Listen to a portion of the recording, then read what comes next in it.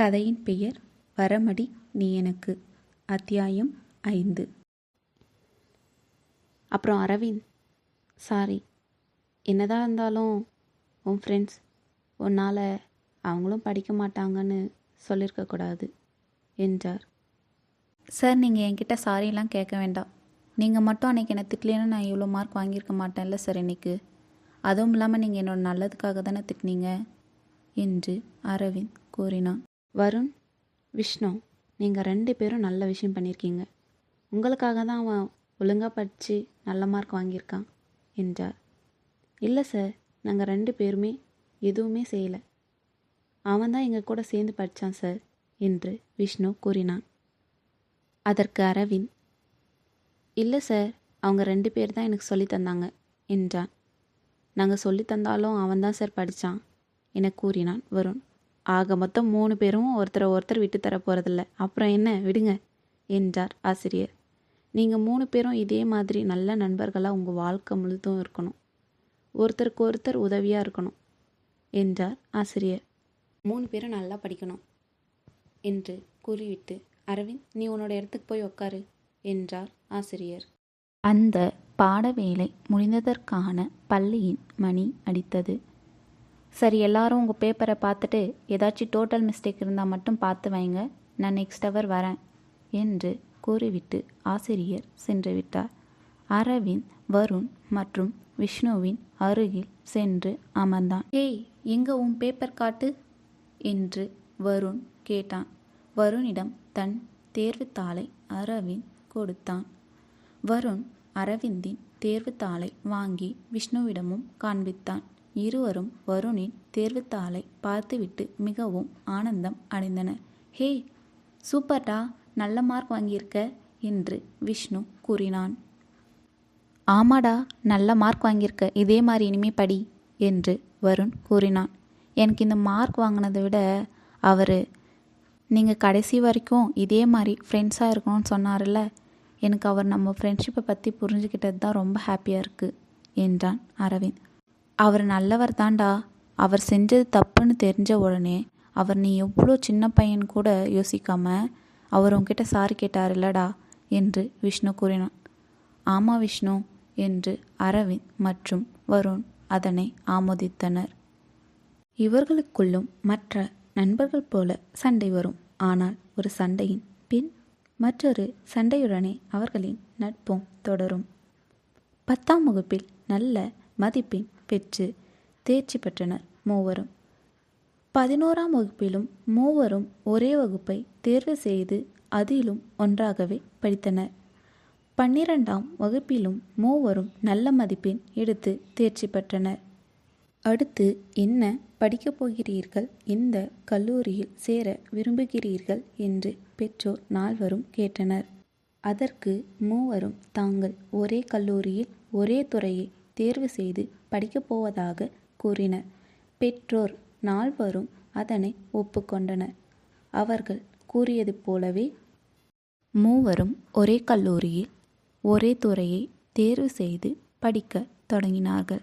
அவர்களின் கல்லூரி நாட்களுடன் நட்பும் இணைந்து அழகாகவே நகர்ந்தது.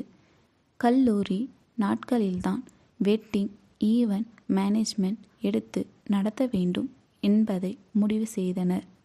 ஆனால் அரவிந்த் அவனின் தந்தை தொழிலை எடுத்து நடத்தப் போவதாக முடிவெடுத்தான். இவர்களின் நட்புடன் இனிமையாக இவர்களின் கல்லூரி வாழ்க்கையும் முடிந்தது. அடுத்து அவர்கள் என்ன செய்ய போகிறார்கள் என்று பெற்றோர்கள் கேட்டார்கள். அதற்கு அரவிந்த் தனது தந்தையின் தொழிலை எடுத்து நடத்தப் போவதாகவும் வருண் மற்றும் விஷ்ணு 1 வருடம் வேலைக்கு செல்வதாகவும் அதன் பிறகு 1 வருடம் கழித்து ஈவென்ட் மேனேஜ்மெண்ட் ஆரம்பிக்க போவதாகவும் மூவரும் கூறினர். வருண் மற்றும் விஷ்ணுவை, ஏன் அதை இப்போவே ஆரம்பிக்கலாமே என்று வருண் மற்றும் அரவிந்தின் பெற்றோர் கேட்டனர். அதற்கு வருண் மற்றும் விஷ்ணு, நாங்கள் 1 வருஷம் வெட்டிங் ஈவென்ட் மேனேஜ்மெண்ட் பற்றி நல்லா தெரிஞ்சுக்கணும், அதனால் நாங்கள் 1 வருஷம் அதை பற்றி தெரிஞ்சுக்க அதே வேலையில் சேர்ந்து 1 வருஷம் வேலை பார்க்க போகிறோம் என்றனர். சரி, நாங்கள் உங்கள் 2 பேருக்கும் நீங்கள் வேலை பார்க்குறதுக்கு 1 வருஷம், அப்புறம் நீங்கள் உங்களோட ஈவெண்ட் மேனேஜ்மெண்ட் ஆரம்பிக்க 2 வருஷம், மொத்தம் 3 வருஷம். நீங்கள் அதுக்குள்ளே சக்ஸஸ் ஆகிட்டா நீங்கள் அதையே கண்டினியூ பண்ணுங்கள்.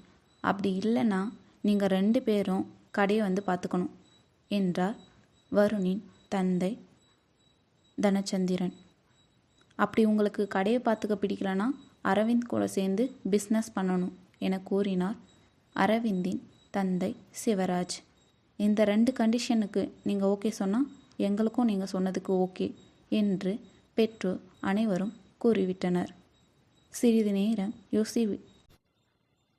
நேரம் யோசித்துவிட்டு எங்களுக்கு சம்மதம் என்று இருவரும் கூறினர். இந்த உரையாடல்கள் எல்லாம் முடிந்து மூவரும் அமர்ந்து ஒன்றாக பேச ஆரம்பித்தனர். ஹே, என்னடா கண்டிஷனெல்லாம் போட்டிருக்காங்க என்று கூறினான் அரவிந்த். அதெல்லாம் ஒன்றும் இல்லை, விடுடா பார்த்துக்கலாம் என்றான் வருண். 3 வருஷத்தில் இல்லை 2 வருஷத்தில் ஒரு நல்ல இடத்துக்கு போயிட முடியுமாடா என்று கேட்டான் அரவிந்த். நம்ம நினச்சா பண்ணிடலாம்டா. அதுவும் இல்லாமல் ஃபஸ்ட்டே ஒன்றும் நம்ம இறங்கிட்ட போகிறதில்ல. அதில் என்னென்ன இருக்கும், எப்படி ஹேண்டில் பண்ணுறதுன்ற கற்றுக்கிறதுக்காக தான் இந்த 1 வருஷம். அதுவும் இல்லாமல் நாங்கள் 2 பேரும் வேறு இடத்துல தான் வேலை பார்க்க போகிறோம். அதனால் எக்ஸ்பீரியன்ஸும் நிறைய கிடைக்கும்.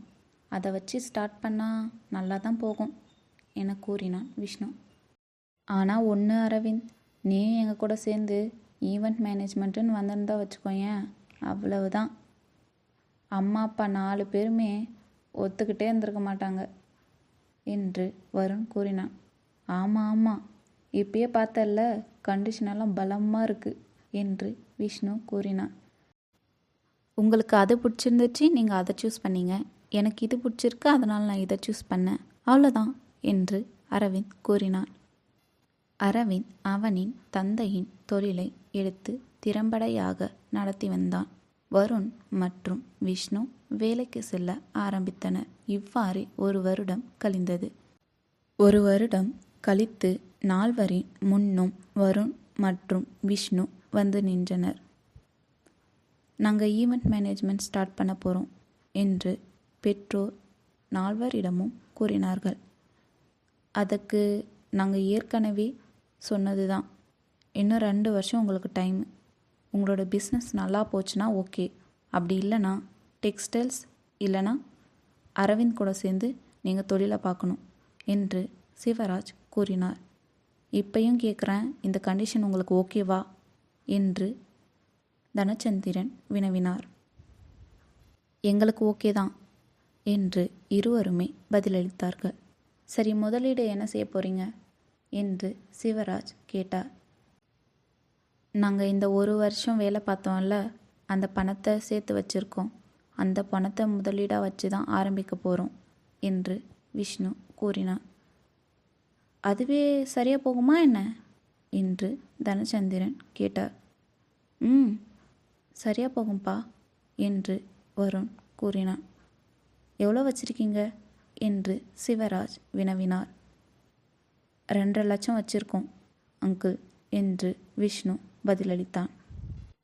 சரி, இந்தாங்க என்று ஆளுக்கு ஒவ்வொரு கட்டு பணத்தை எடுத்து தனச்சந்திரன் மற்றும் சிவராஜ் வைத்தனர்.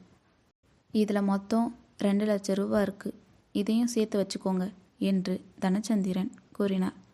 இல்லைப்பா, எங்களுக்கு இது வேண்டாம், எங்ககிட்டயே பணம் இருக்குது, அதான் சொன்னோமே என்று கூறினான். ஆமாம் அங்கிள், எங்ககிட்ட ஏற்கனவே இருக்குது அமௌண்ட்டு, அதுவே சரியாக போகும் என்று விஷ்ணு கூறினான். உங்களுக்கு ஒன்றும் நாங்கள் இதை ஃப்ரீயாக கொடுக்கல, கடனாக தான் கொடுக்கறதா நினச்சிக்கோங்க. நீங்கள் நல்லா சம்பாதிக்க ஆரம்பித்ததும் இந்த பணத்தை மறுபடியும் எங்களுக்கே கொடுத்துடுங்க என்று சிவராஜ் கூறினார். இதற்கு மேல் வாங்காமல் இருந்தால் நன்றாக இருக்காது என்று நினைத்துவிட்டு அந்த பணத்தை இருவரும் வாங்கி கொண்டனர்.